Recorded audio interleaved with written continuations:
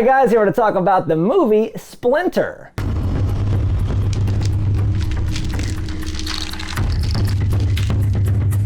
(2008) Splinter. Lee, have you seen it before? No. This one, I remember when it first came out, watching this one, and I was like super impressed by it, and I was like, why are more people not talking about this movie?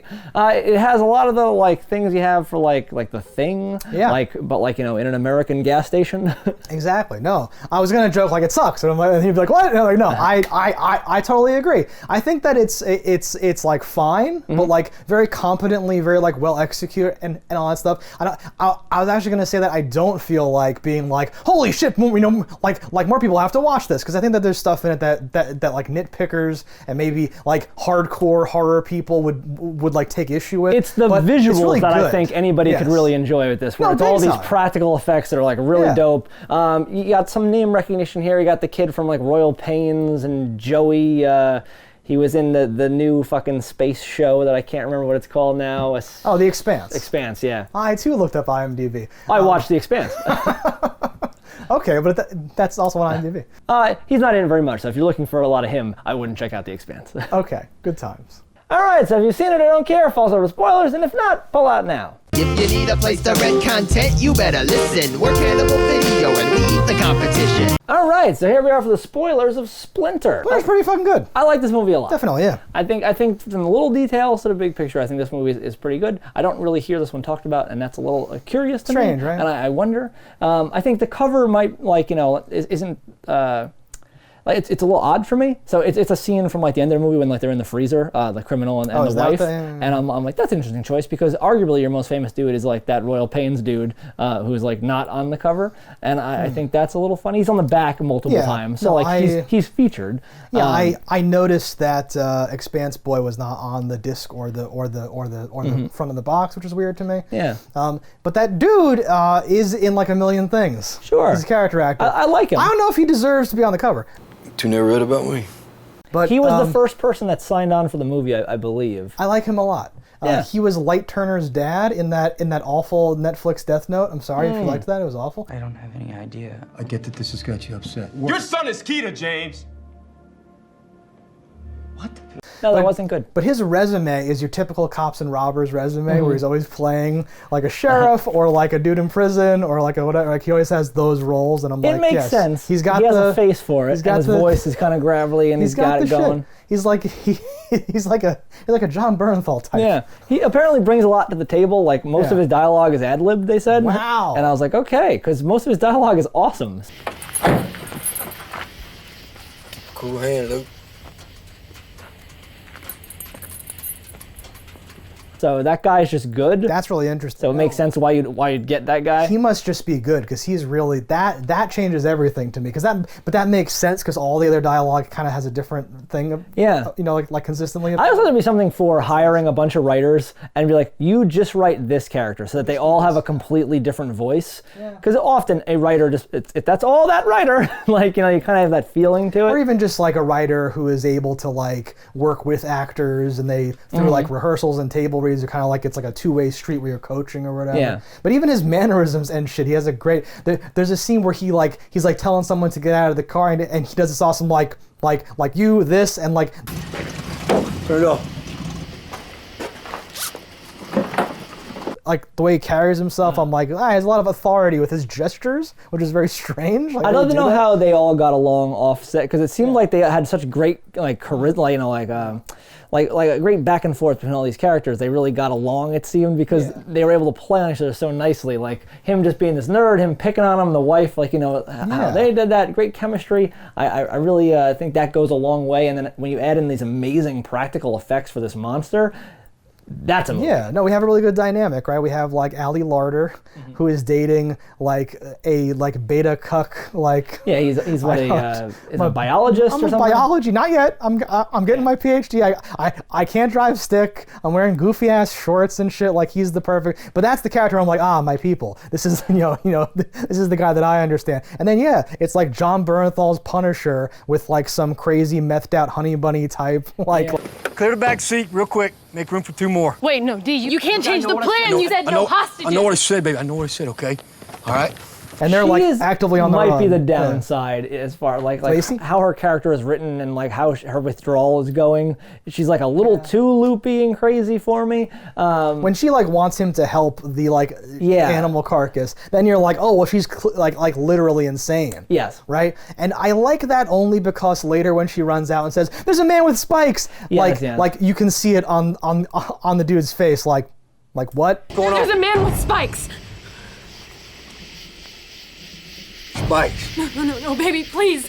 God damn it, Lacey. Do you even hear yourself? But it would have worked just as well, like when he said, like, you're seeing things, blah, blah, blah. Like that line was there before that. It was not necessary, yes, but it was like it would have worked well. And then I did enjoy that part too, yes. I like how the infection spreads and how this does work. Like you just porcupine these spikes out of you and like how like they gyrate and move towards like heat and like, okay. It's a whole, so there's a whole thing there. I love it too. It is reminiscent of The Thing. Very much so. But there's one critical difference that makes it so much more terrifying to me, is it's infecting you and it's like puppeteering your body. Whether you like it or not, whether you're dead or not. So like once it's just pieces of corpses, you're kind of like, well, that's like a video game bad guy. That's like a Dark Souls, like weird like corpses or whatever. But there's people who are alive and their bones are snapping.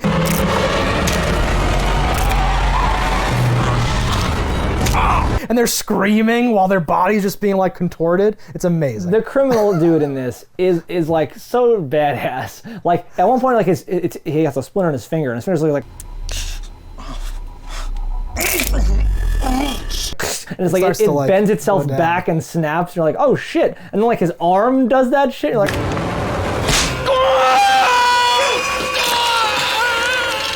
Yes. Oh my god! And then they amputate it with a fucking box cutter. You're like, hardcore. That's not gonna work. And then they realize that's not gonna work, and they use a cinder block to finish the job. And then that dude ends up being still a boss, where he's like one-arming a shotgun and doing shit.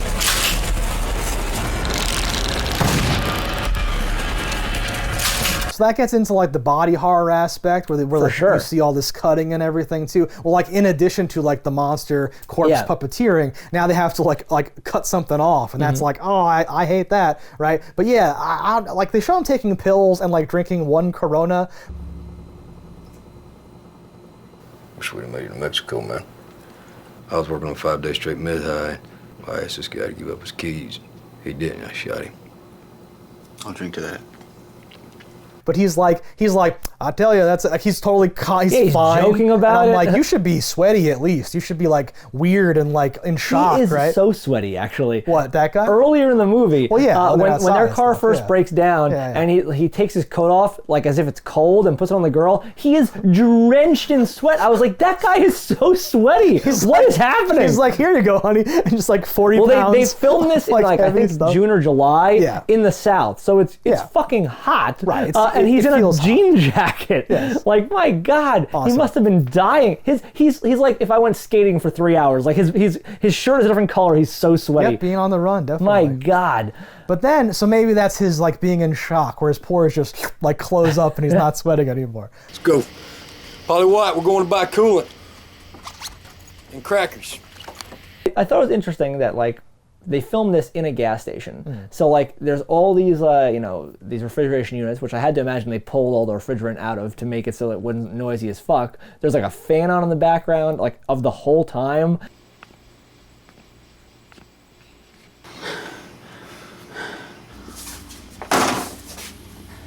Seth.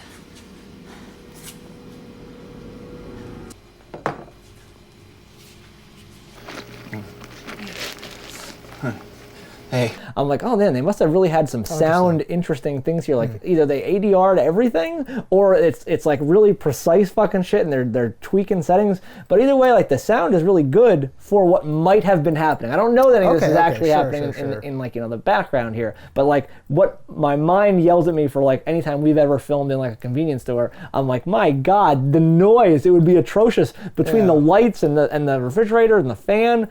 And it's all good. Yeah, it's like a real movie. It is a real movie. It feels like a relatively small budget. Like they don't show, like you see the monster a lot, but a lot of times when you're seeing it, it's very chaotic and quick, and you're not really seeing it and stuff. Look at this! What the fuck? Let's get back! Lacey! Yeah. which is a choice, but I also think that's feel, a good choice. But I think like if we contrast to The Thing, where they were, because like The Thing was like, I'm gonna put my huge dick like right on the table. We have it. You can look at it. You can stare at it. It's amazing. And this was like whatever, right? Which works. I don't think it doesn't work. Going with its gait, like it's really absurd, crazy. creepy gait, and it being fast made it extra scary for me. Yeah, I it's was like, totally that's dope. fine. Yeah. It weird like stitches its body to other people's bodies toward the end, making this like Stranger Things larger bad guy. When those tendrils come out to like drag the half of the cop towards it, I'm like, oh, this is even worse than I thought. Yeah, this is terrible. That poor bitch. Oh yes, because she's like still alive somehow. That doesn't make sense. But I don't even know. Like there are situations like this where I'm like, what would I have to say to convince somebody something bad was happening? Because like that cop shows up and like he's a wanted criminal for the murder of some dude or whatever the fuck his name is. He's on the run. He's on the run. Yeah. And she comes up, knows exactly who he is. So she's like, oh, this is a good cop. She knows what she's doing. But the glass is like, the doors are closed. So she's aiming through it and like, no, you used to get in your car, blah, blah, trying to explain it to her. You really have to get in your car, okay? Go! Right Go, now. please! Okay, I'm here now. You two are safe. And I'm like, I don't think there are words you could say to this person No, other this than like, is, he's got a bomb, he's gonna kill us, get in your car right now and drive away. Absolutely, no, this is an awesome scene because they're like, no, leave. And then she's like, oh, hey, kids, fucking shut up. Like, I'm here now, it's gonna be okay. But then, our like rogue with the heart of gold, our like, Dennis, I believe, he realizes like, oh, I have to get her to leave. So then he spins into the narrative, like, and says, like, you get on, you go call this in, there's a hostage situation. Yeah. And, to try to get her to go back to her car, and she still doesn't do it. She had her chance, right? But he wasn't even trying to like appeal to her, like, listen, I know why you're here. This is different. He just knows. He just accepts. Okay, she understands. She thinks she knows what's happening. I'm just gonna feed into that, and that's so clever. That's so smart. I really enjoy that aspect of the character. They are in like bumfuck nowhere, like, which is the biggest problem. It's like she can't even like radio to somebody. Like they're not even listening or not within range. Whatever their problem is. But like. You should know how far you've been driving because our original plan is, we're going to set the forest on fire, and when the firemen come, they'll save us. Yes. And I'm like, I don't know that anyone would even see the fire, let alone save you in time for not burned down. Maybe eventually, but I love that part too because the nerd, there's a scene or something where he says like, this is a bad plan. Look, any way you slice it, we're going to be leaving a trail of flammable liquid back into this building. Like, this is a gas station. We're sitting on top of a giant tank of gasoline. And then, or like, no, he says, well, like, the fire's gonna come back to us. And then, the like criminal guy says, no, it won't. And then the nerd goes, what? Wait, this is insane. I mean, you realize the fire's gonna come right back at us, right? It won't. What? So like, what the fuck are you talking see about? the rationale of like, well, it is gasoline or lighter fluid, whatever it was, like on cement. And like we are pouring it using this like trough thing, which I will then remove, so it won't necessarily come right back into the door. And doors take a while to burn. But whatever your plan may be, I thought it was weird that they didn't jump back into that plan when it was like, okay, he's gonna get in that car. We froze his body. You don't do too much of that, you're gonna warm up my lips. So that he can survive this heat temperature, and we're throwing fireworks. I was like, you should have lit the fire. Have it go hug fire. So that's where things kind of like, I like the idea of like execution bad, idea good. Well, but like this one plan being like, that plan's dumb, let's do a good plan. And we have like there's like a middle plan where they have the coat hanger and they're like, we're gonna radio for help, right? Yeah. And they do like a decent job of everything escalating like away from that. But yes, I thought you would hate and maybe hate the whole movie because of this. You gotta make me cold, like fuck, like that is so bad to me. I just think that it could have been done so simple. So if I'm in this position, and I think relatively quickly I could realize that it doesn't, like that, like either it doesn't like cold or can't see you through the cold, whatever you might pick up there. Something about the freezer. Move away from the glass. You don't forget. And like, you're not a robot though. You can't like Jean-Claude Van Damme yourself into the freezer and then like pop out and kill some people. Like, what he should have done is froze some blankets or his clothing or something and worn a screen. Like, yes, you'd be cold, but you wouldn't be immobilized. He can barely walk. He's dropped his core temperature so low. Yeah, he's like holding a bag of ice, but you could have taken all that ice and made a big thing to drape over you to like go over there. Absolutely. And it's just so silly and like weird to me that like that's the plan. That plan doesn't work either, in all fairness. Yeah. like not really, right? Like, just picture wearing an ice poncho and like, you know, an ice bag on your head. Like, yeah, it's going to be cold to get to there, but we can already see the thing has a lot of trouble breaking through glass. So once you're in the car, you're probably fine. Yeah, or like it wouldn't understand what to do or something. I like them realizing, because like we have like the down-home wisdom of like, get away from the glass, it'll forget. And they're like, oh, that's such like a cool, simple, concise way to like communicate what, you know, what he has realized without realizing it, right? I wonder, did he realize that, or did he, like, is it in him now? Is it like a Ghost of Mars thing where it's like, I saw their blah blah blahs, I know! I'm part of the hive mind. Yeah. No, I think he's just like common sensing it or whatever. But then there's some leaps there where like the whole plan only works if, you know, if it's only temperature. And I'm a science man. So like when it has all these splinters, all these spines that are like doing this, I was like, oh, it, you know, it can like sense the vibrations, or it can kind of hear in this weird way, but it must be blind and not be able to see. And then for it to be like, no, well, because I was like, well, it, you know, it's not using the sensory organs of its host, because the hands and the arms like come to life. It's moving. It's actually moving itself.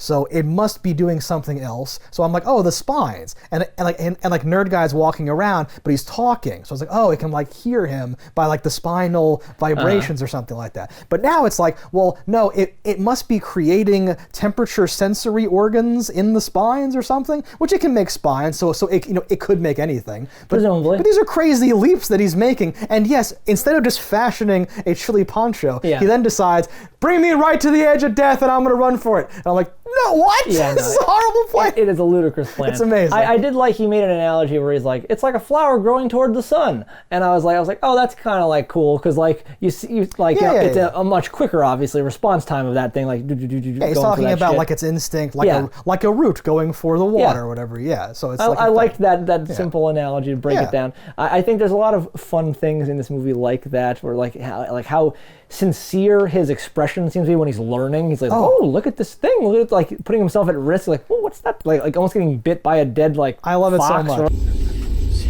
these are... What was that? What the fuck that thing is? Yes. He has good facial expressions that really do sell his character. And even the girl, she has like that, like, oh, she's a tough broad. I can tell by her face. Drive! I'm not leaving him. Come on! Go! Okay, go! Yeah, exactly. No, I think all the characters do a like good job, more or less. But it's that dude carrying everything. Yeah. The like Our criminal bad guy, dude. yeah. The like, well, the guy with the heart of gold. I also love, like, I'm big with horror movies with like group dynamics and cooperation versus competition and all that stuff. And I love how they're taking turns and they're debating about, because you know, fake Ali Larder is like, lock the door. He's got a gun. You can shoot through glass. Yeah, you know? but he's out of bullets. It takes 6, right? And he's like, no, don't lock the door or whatever. And then right after that, there's a part where the nerd guy is like, honey, I can't. Like we have to bring him with us. And she's like, what the fuck? No, he's got a gun. He's like fucking with us or whatever, right? Because the nerd is so optimistic about like human nature or something that he's like, wait, no, there's a like, you know, greater problem. We have to work together to like solve this problem or whatever, right? I can even see it just as the lowest denominator, where it's like, he's the strongest one here. If someone has to fight it, it's gonna be him. I don't want you doing it. I know you're gonna do it because you have a bat and you're crazy and shit. But come on, let's let our boy here do something. You're gonna kill us. Look, okay, just statistically speaking, Polly, most people survive hostage situations if you just stay calm. A firecracker. Yeah. That he does really come through, though. That, like, honestly, all the characters here pull their weight Everyone pretty more fairly. than pulls their weight. Yes, it's awesome. Which is very rare in a movie. Yeah. Where, like, I'm like, no, every one of these people is good to have in your corner. They all did something very valuable. And people have their moments too, like the wife when like I think when the cop dies, the wife, you know, starts bawling. It killed her. It killed the other girl. It killed Like, it tore her apart, it killed her, right? And even when like the nerd is like looking for keys or like looking for something, he starts like sniveling and making like the face of like, I'm starts like freaking out or whatever. But so like everyone has their ups and their downs. No one's like, this is your character, you're a badass, that's all you ever do, Michelle even the Rodriguez. bad guy, right? Sad about his girl dying. Exactly, he starts freaking out because they're like real people. Listen! So like the open of this is the gas station attendant, and I love this so much because of like what is on the screen. Him eating that little tiny bag of Cape Cod chips, and how he's like yelling at this like varmint thing, like Psst, get out of here! Psst, I ain't got nothing for you. I ain't got nothing. This is mine. Go on, I ain't got nothing. And like and it's the smallest bag. He starts folding it up like, I don't want them to know I have this. His hat says "I heart bikinis."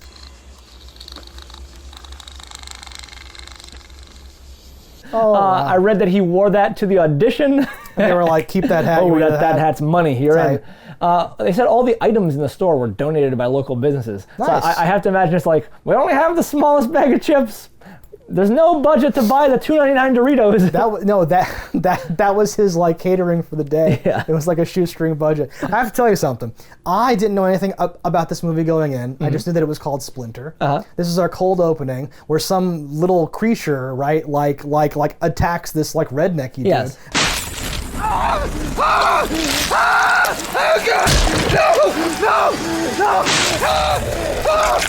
And I was like, is he making me watch the Beaver movie? Is it called Splinter? Zombievers. Is it because they like gnaw on like wood or something? This motherfucker? But no, yes. It turned out to not be that, which I was happy about. Now, and if you only saw the opening, it does not do the movie justice at all. Right. Like that beginning, it looks like a bad creature feature movie. Okay. Aside Yeah, from the brilliant acting by that bit part guy, I think that's so good. I really enjoyed it. It's nice. All the little things he does, like he seems like such a better actor than the part he was given. Oh, cool. Like just like that. Get out of here. You've dove into this. Yes, it sounds like certain characters stand out, and to me that is a standout character.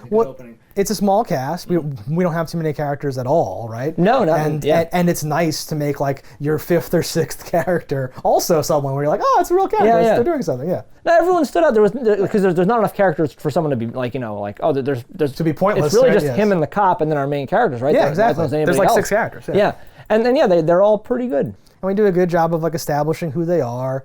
Usually these parts like piss me off, but no, it's like I think 15 minutes in we're at the gas station. Like it's very quick. Yeah, no, it's very quick. They start out as a camping trip and they break their tent. The whole like we can't camp and like the nerd, I was so on his side. The nerdy guy is so happy. Well, hotel. Like he's like fuck this. We're not doing it. There's no remorse. Like that tent I bought broke. Oh fucking shit. He's like ha ha! I get to buy a hotel room. Exactly. He's super into it.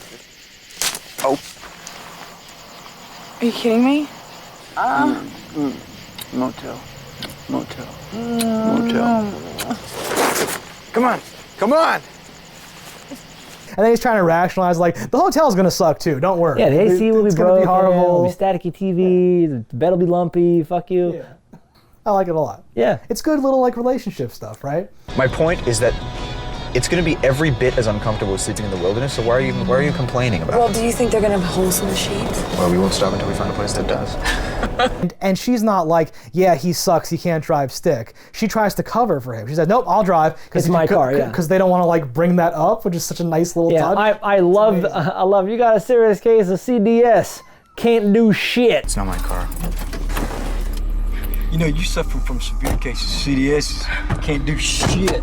I like how, I was going to say earlier, I love how the make myself cold plan also doesn't pan out. Because it would have sucked. Like, he makes it to the car, he gets the shotgun. Yeah. Like, we advance the plot. Shotgun with unlimited bullets. But, like, and that's probably, critical, but that's not that was not the mission, so it's still a failure. That plan did not work either. So it isn't like this is a movie about how you shouldn't be a like tough guy with a sweaty shirt. You should be a nerd in like shorts and like an idiot. Both of them take their need a their friend. ups You and need downs. to be and it is through working together and like ultimately arriving at like a solution where like I love how he gets tagged in like the neck. And I think he may even have a line like nothing to cut off there, champ. I'm done for, or something. It's like, yeah. Let me see. Oh no, we gotta cut off. Oh, Doc. Right? That's a great way to be like, there's no question he's not being like grandiose and trying to give his life for no reason. This is like, he's done. The way he finishes himself, shooting that propane tank, I'm like, wow, he kills himself in the most extraordinarily stupid way possible. Like, he's so far away, it would just be agony. It wouldn't be an instant death. And also, I've gone my whole life understanding that diesel gasoline is so much safer than regular gasoline. Like it would not ignite. It doesn't go like that same way. Like it takes it's a much higher burning point. I don't think just shooting it would explode it. But in the last couple movies we keep watching, they keep burning diesel fuel, and I'm beginning to question myself. I don't know about any of that. There's a reason the military uses diesel. I thought that was the reason. At a certain point, I feel like when the movie says, fire's bad, we're sitting on top of a giant tank of explosive gas, and then later there's a thing that says, like, danger, flammable, and he just shoots it. I'm just like, it's a movie, it's fine. For me, though, that would have been a fun moment where he was like, shit, when nothing happens. Exactly. It just goes, whoosh, and just moves or something. Yeah, exactly. No, I don't know. I hear you. I feel like some of that stuff or whatever. It doesn't matter anyway, because, like, that was to make you think, oh, it's been engulfed in a fireball, therefore Splinter Man's dead. But then, because even if the fire misses him, he's gonna run into it because he loves hot. He's an idiot. Exactly. When he slams himself on the hood of that car, and it's like stays there for so long, and I'm like, is it still warm? It's resting. So you're supposed to think like ball of fire, Splinter Man's dead. Then we get our little button where there's like a dead animal with little like spines going. Yeah. And we're like, oh, it's still out there for Splinter 2. Yeah. Can't wait. I would like more. It's been a long time. We're never getting I don't think reading another Splinter. The guy who made this made the third Grudge, or the Grudge 3 at least. He's got a ton of editing and VFX credits, and actually is the VFX supervisor for Splinter. So that makes sense. This was a dude being like, movies, movie time or something like that, which is awesome. We like that. It's okay. It's okay. We're cutting your arm off. I love him just repeatedly saying, "Bug it." Fuck it.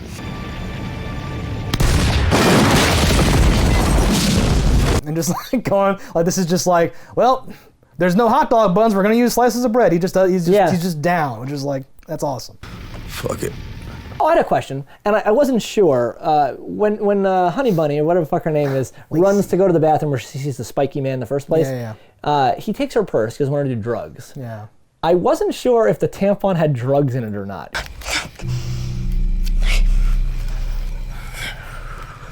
It looked like she ripped a part off. And was like doing something? And I was like, is that just her getting the applicator ready, or is that drugs? So we don't know about tampons. They're not